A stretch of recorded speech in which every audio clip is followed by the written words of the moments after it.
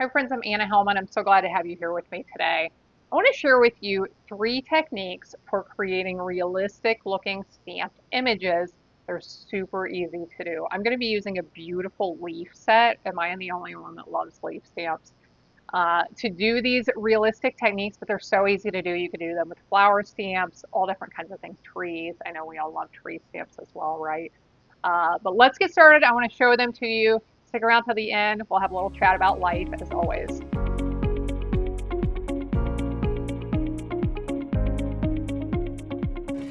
This is the beautiful stamp set that I am going to be using for this. Now I want to mention that this is a distinctive stamp set, which is already created to look natural on its own. You're going to see how it works here in just a second.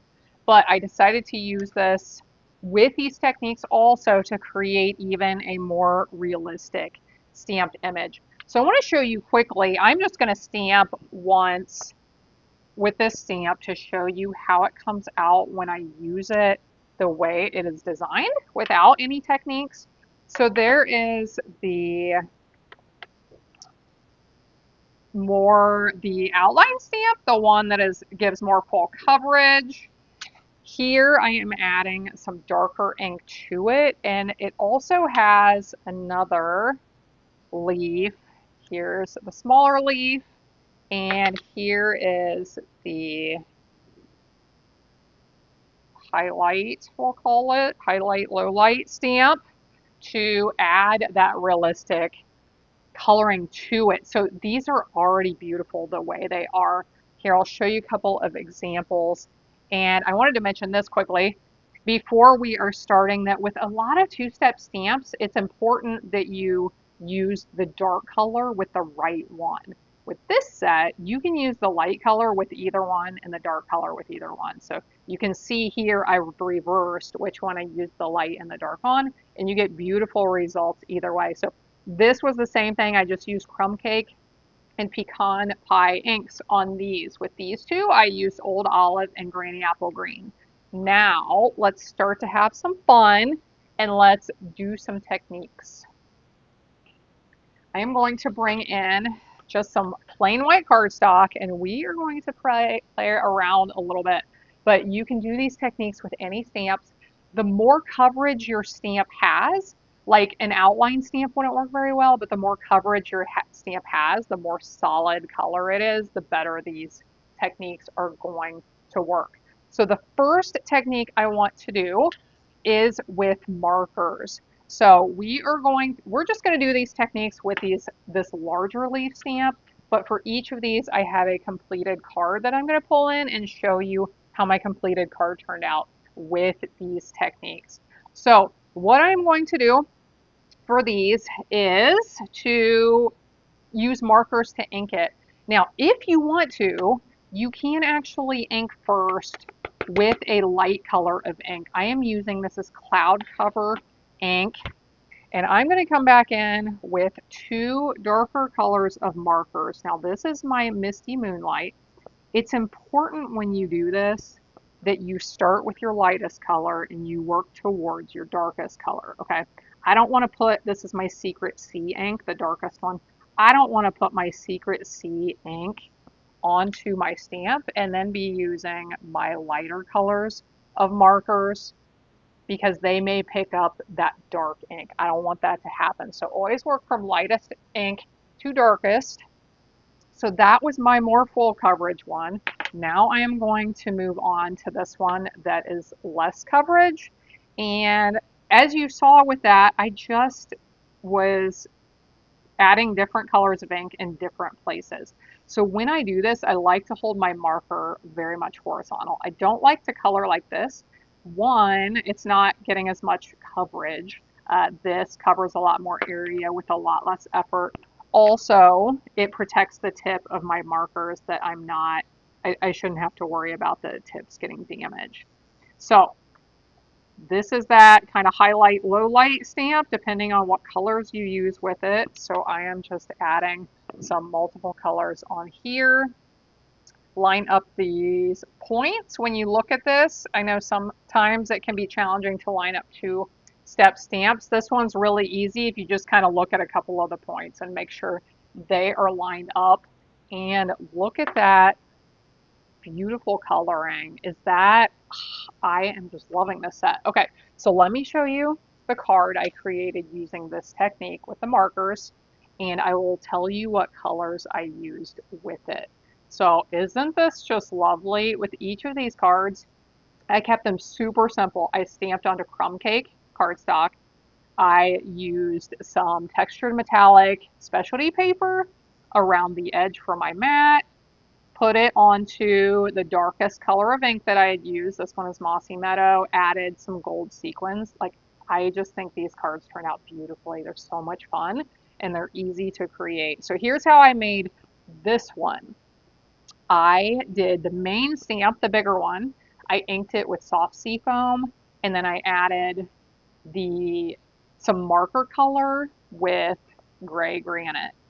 And then for the highlight, the other stamp, I used my markers Lemon Lime Twist, Old Olive, and Mossy Meadow. Didn't that just turn out lovely? Okay, so that's my first technique with markers for making things look realistic. Let's move on, and I have two more. So the second one, we are going to use blending brushes.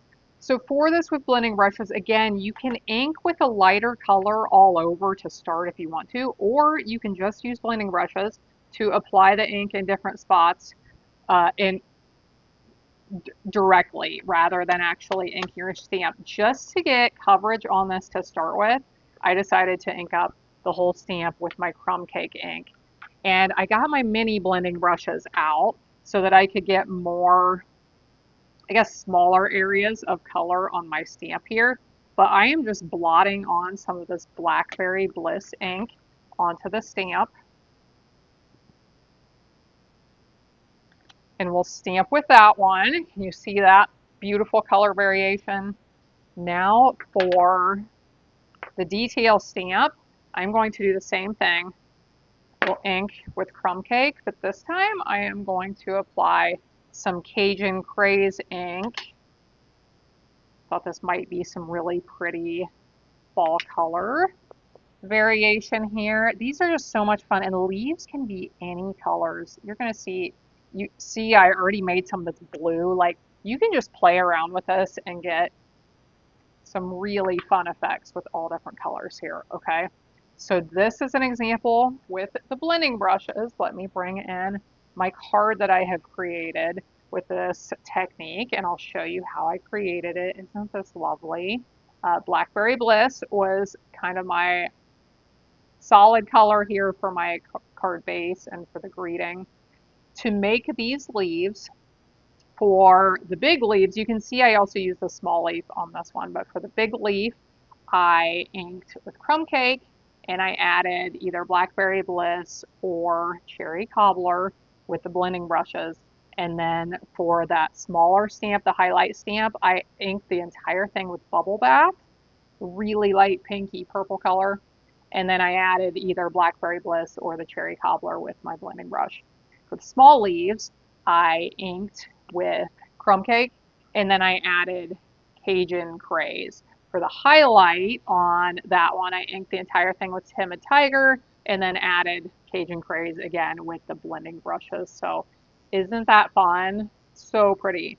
Okay, let's look at technique number 3. And this one is the easiest of the 3 of them. So this one is called rolling.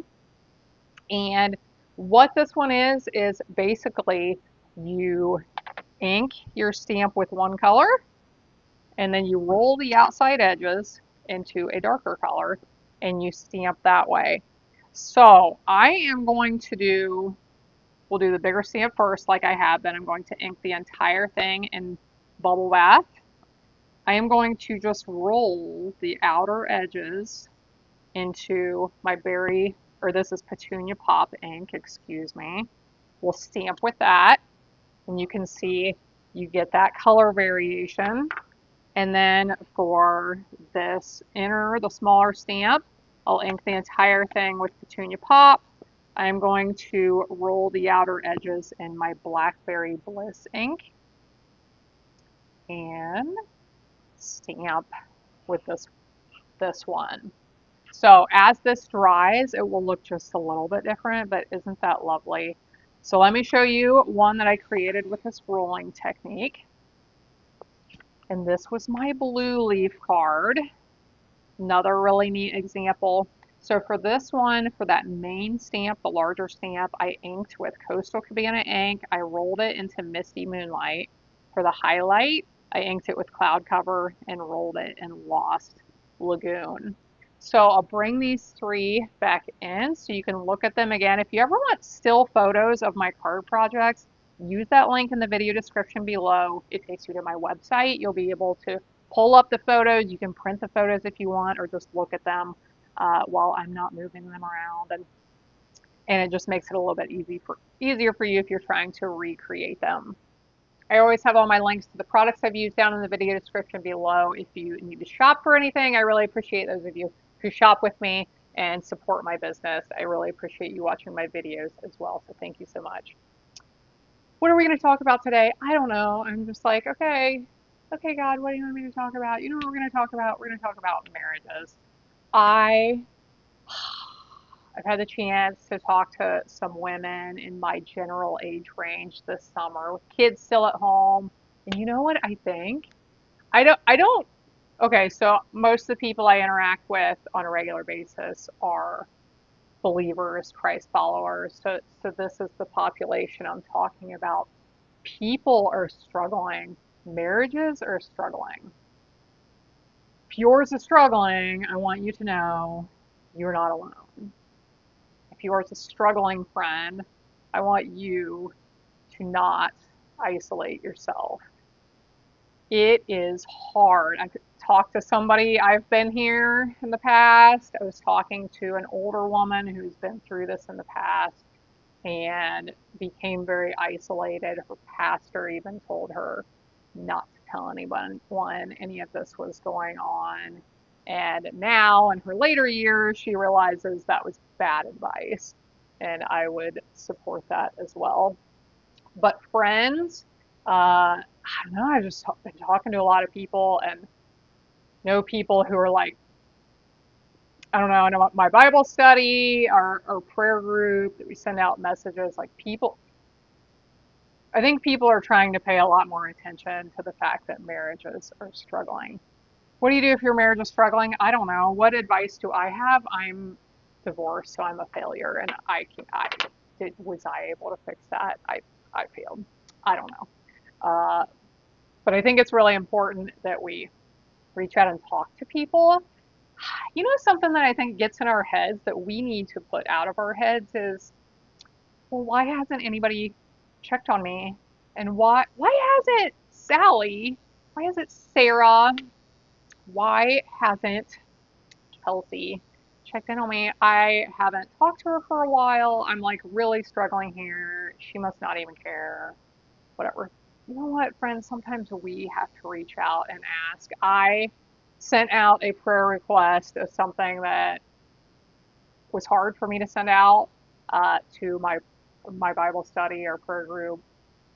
I talked about last week. I had been fasting for a situation, fasting and praying, like, I can't do this anymore. I need help, God. And you know how we're going to do our business? I'm going to stop eating and I'm going to pray a lot.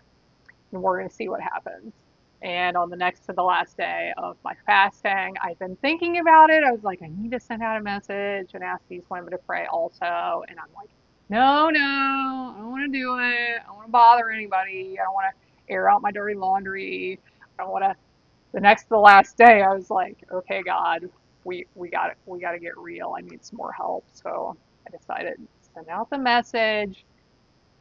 And there had been times in the past that I felt like, like I know people know that I've been going through this thing and nobody has checked on me. And like, do I belong in this group? Do these people care?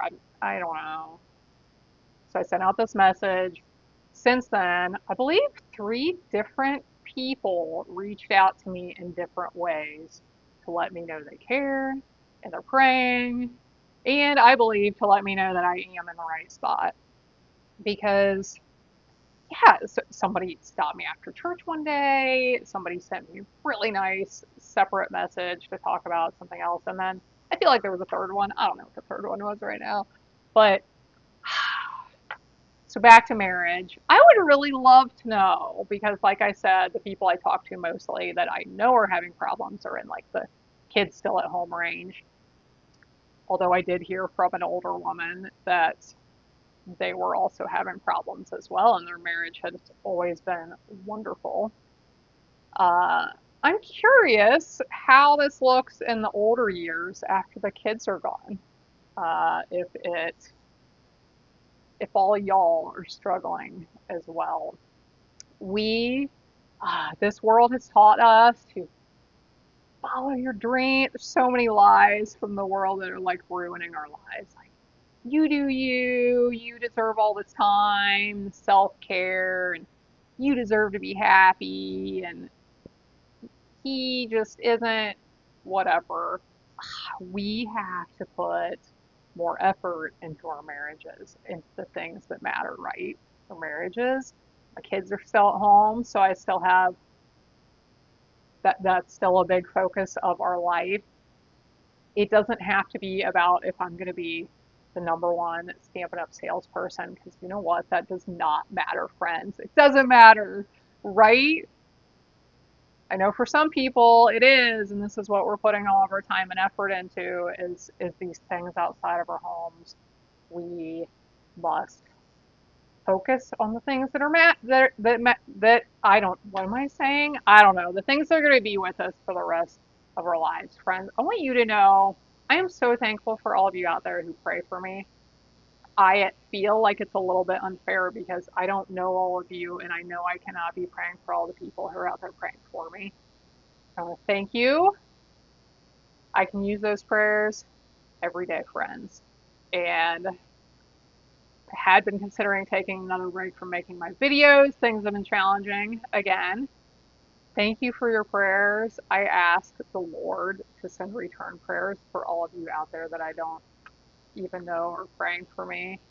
And yeah, sometimes I just like pray for all of you who watch my videos just because. I don't know, friends. Some of my most believing friends have been telling me lately, like, oh, my prayer life is just like, oh, it's just bad. I'm just not. We got to stick with the prayers, friends. Come up with habits to stick with the prayers and not to walk away. Be praying for marriages. If your marriage is strong, friend, I ask that you pray and support the marriages of the people around you, especially people with kids at home.